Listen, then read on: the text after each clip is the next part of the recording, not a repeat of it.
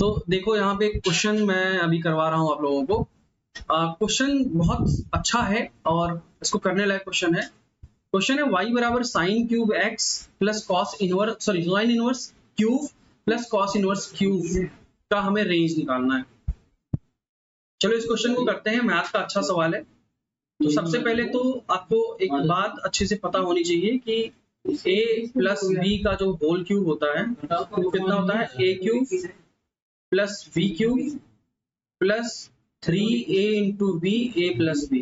ये अभी आपको अगर पता है तो जैसे sine inverse x plus cos inverse x का होल क्यूब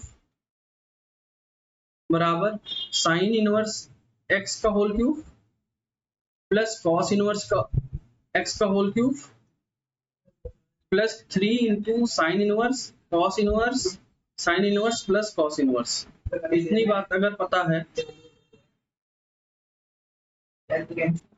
यहाँ तक चीज समझ में आ गई। ओके, तो नेक्स्ट अब हमें क्या करना है कि जो हमारा फंक्शन है पूरा चेंज हो गया। क्या चेंज हो गया? फंक्शन में इसको लिख सकता हूँ sine inverse x plus cos inverse x का whole cube minus 3 sine inverse cos inverse sine inverse plus cos inverse.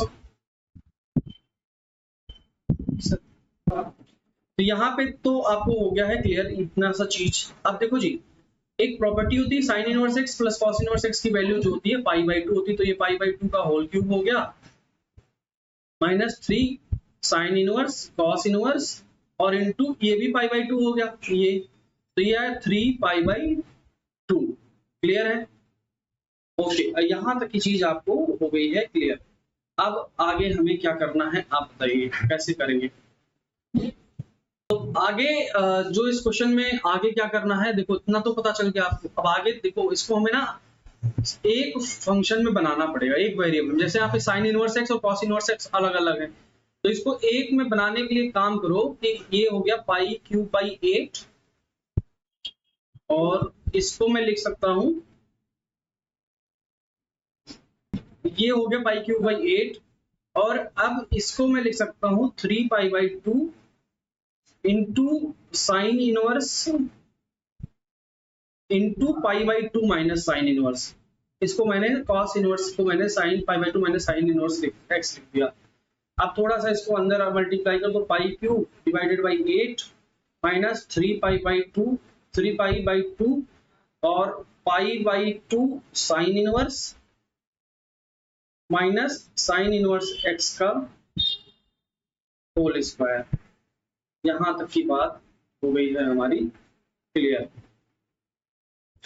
भाई साहब यहां तक समझ में आ गया? बिल्कुल आपको आ जाना चाहिए।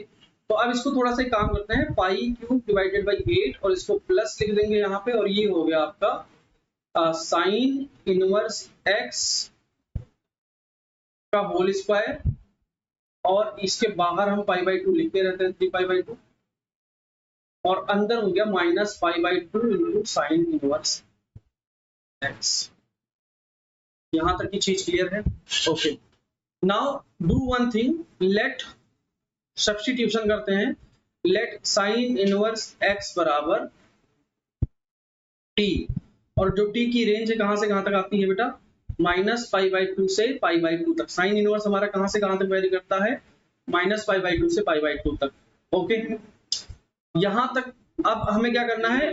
पाई cube by 8 plus 3 pi by 2 अंदर कितना हो गया? साइन इनवर्स की जगह पे हमने टी मान लिया तो T square minus T into pi by 2। अब हमारे पास ये एक क्वाड्रेटिक इक्वेशन टाइप का बन गया। इसको सॉल्व करना हमारे लिए थोड़ा सा इजी है। ये क्या बना? T into T minus pi by 2 और अगर मैं इसको ड्रॉ करूं, इसको बनाऊं थोड़ा सा, तो यहां तक करने के बाद आपको क्या करना पड़ेगा? अब हमने इसका ग्राफ ड्रॉ करेंगे। ग्राफ कैसे ड्रॉ करते हैं देखिए ध्यान से।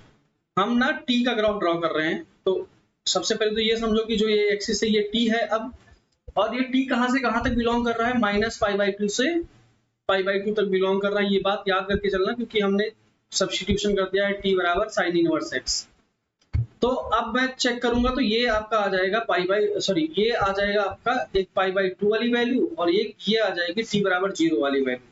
तो जो आपका ये बनेगा ग्राफ कैसे बनेगा, ये 0 से पास होते हुए और ये ऐसे कुछ ऐसे ग्राफ बनेगा आपका, ठीक है। लेकिन अब हमें क्या पूरा ग्राफ लेना पड़ेगा? जी नहीं, बिल्कुल नहीं, क्यों? π/2 से π/2 के बीच का ग्राफ हमें चाहिए, तो उसके लिए हमें एक पॉइंट यहाँ पे बनाना पड़ेगा -π/2 यहाँ पे, और -π/2 वाला पॉइंट जब आपने बनाया यहाँ पे तो ये बना आपका यहाँ पे, और इसके करस्पॉन्डिंग ये वैल्यू आ रही है, ठीक है।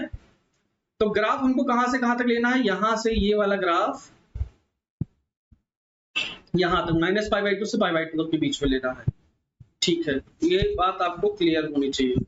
तो now what we have to do is कि ये अब हमें इस ऊपर वाली अपर वैल्यू निकालनी है। अपर वैल्यू कैसे निकलेगी? अपर वैल्यू निकलेगी आपकी जब आप यहाँ पे -π/2 पुट करेंगे, और ये जो सबसे लोअर वैल्यू है ये 0 से π/2 है, तो इसका मिड पॉइंट कितना हो जाएगा? π/4 हो जाएगा। और ये मिड वैल्यू जो सबसे नीचे वाली वैल्यू आएगी ये π/4 निकाल ले पाएगी।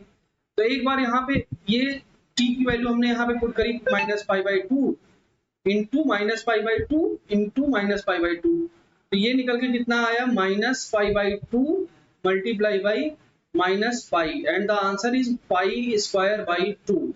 तो ये जो वैल्यू आई है आई π²/2, और अनफॉर्चुनेटली जब तुमने यहाँ पे π/4 पुट किया, चलो यहाँ पे π/4 पुट करते हैं, अब π/4 पुट करके देखते हैं, तो π/4 इंटू π/4 माइनस π/2, और जब ये आ जाएगा -π²/16, तो ये वैल्यू आ गई -π²/16। तो यहां से इस वाले केस में जो t की रेंज आ गई है वो कहां से कहां तक आ गई है? -π²/16 से लेके +π²/2 तक, ये यहां तक की इसकी रेंज हमें पता चल गई है t की, ठीक है।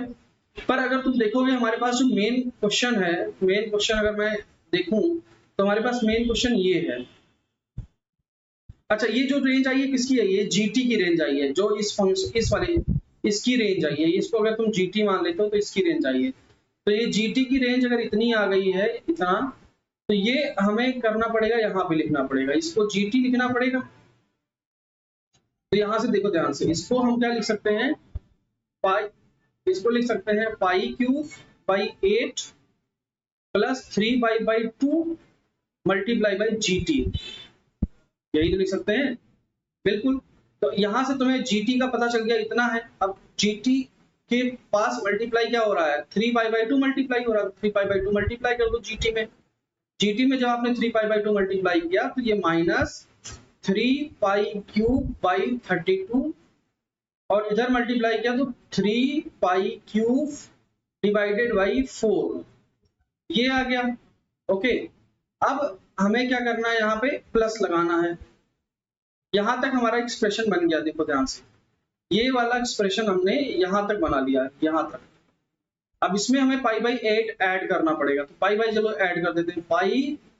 क्या ऐड करना पड़ेगा? π³/8। तो π³/8 जब आपने यहाँ पे ऐड किया तो ये 3π/2 और ये हो गया GT, और ये बिलोंग्स टू कितना? यहाँ पे π³/8 ऐड करो तो ये हो जाएगा π³/8 माइनस 3π³/32 π³/8 प्लस 3π³/4, ऐसे। और जब इसको थोड़ा सा हमने ऐसे और सॉल्व किया तो ये हो गया 8, ये हो गया π³/32 से लेके कहां तक? इसको जो सॉल्व करो तो ये हो जाएगा 7π³/4। ये इसका फाइनल आंसर है। बहुत जबरदस्त सवाल था, इसको आपको लगा लेना चाहिए और अच्छे से लगा लेना चाहिए। ऐसे क्वेश्चंस की प्रैक्टिस करके जानी पड़ेगी, क्योंकि रेंज निकालना थोड़ा सा औखा है, थोड़ा सा मुश्किल है। बाकी डोमेन निकालना तो सिंपल, उसको x के लिए फाइंड आउट करना पड़ता है, लेकिन रेंज के लिए अलग अलग तरीके से फाइंड करना पड़ता है। तो ऐसे ही क्वेश्चंस के लिए हमारे साथ जुड़िए आप लोग, और हम लोग ऐसे ही क्वेश्चन सॉल्व करते हैं बढ़िया से। बस आपको हिम्मत नहीं हारनी होती है, लास्ट तक आपको पहुंचना है, ठीक है।